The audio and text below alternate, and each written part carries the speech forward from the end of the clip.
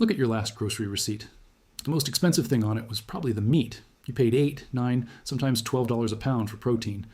And on the same trip, you walked right past the cheapest source of pure survival energy on the planet. It was sitting in a bin near the door, costing about 50 cents a pound.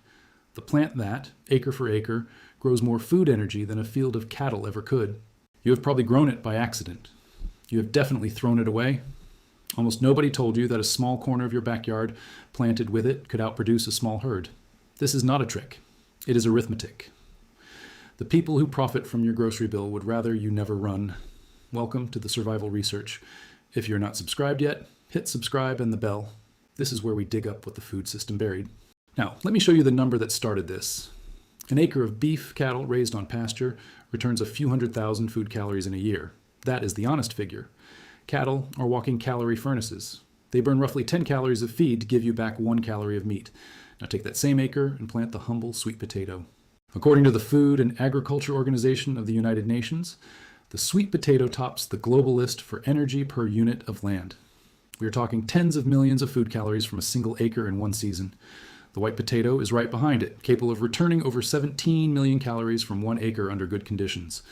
1 plant, 1 acre. Enough raw energy to feed 19 adults for a full year. Beef cannot come within 1/100th of that on the same ground. Stop for a second. This video covers 1 crop and the basic math behind it. The full documentation covers 7.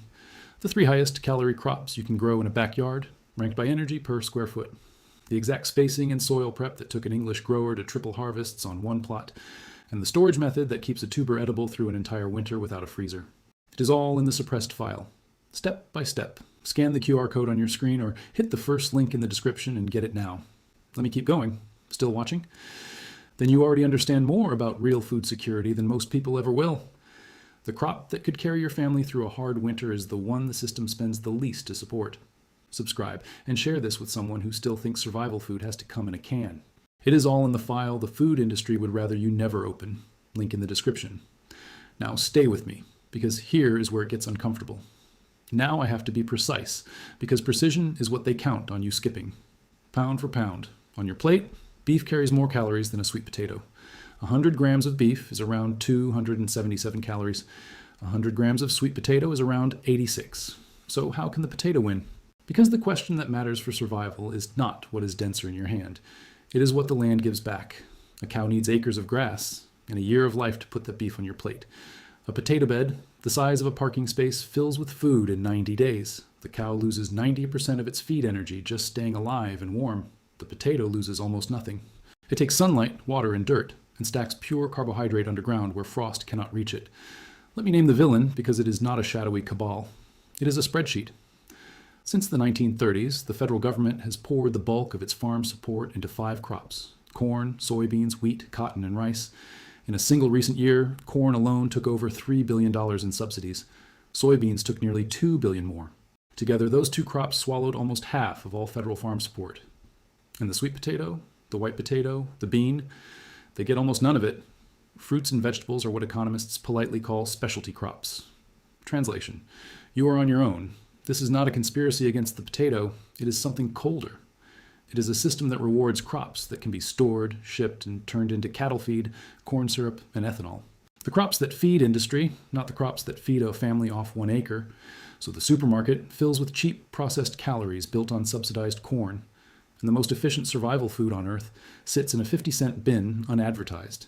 Because nobody makes a fortune teaching you to grow your own. Here's the part that should make you angry and then make you plant. You do not need their permission and you do not need their system. A sweet potato slip costs almost nothing.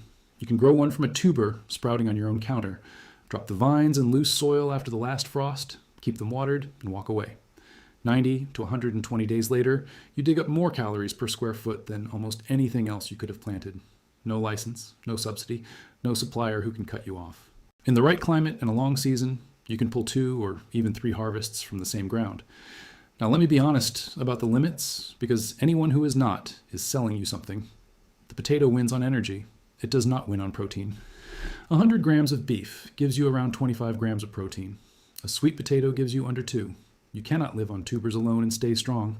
That is why every serious subsistence plan pairs them with beans for protein and greens for the vitamins starch lacks. The potato is the engine. It is not the whole machine, and storage matters. A tuber left in warm, damp air will rot or sprout. Cured properly and kept cool and dark, the same tuber feeds you in February. That curing process, the exact temperature and the exact number of days, is one of the 3 things waiting in the documentation. Step back and look at the whole picture. For most of human history, the people who survived hard winters were not the ones with the most money. They were the ones with a root cellar full of tubers and a wall of dried beans. That knowledge did not vanish because it stopped working. It faded because a system was built that made it more profitable to sell you calories than to teach you to grow them. The seed is still good. The soil still works. The math has not changed.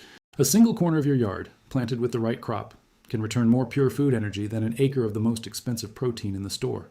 The cattle industry is going to keep setting the price of your protein. The subsidy spreadsheet is going to keep favoring corn. The supermarket is going to keep that 50-cent bin near the door, quiet and unadvertised. Or you take a sprouting tuber off your counter, push it into the dirt, and opt out of all of it. That is the choice.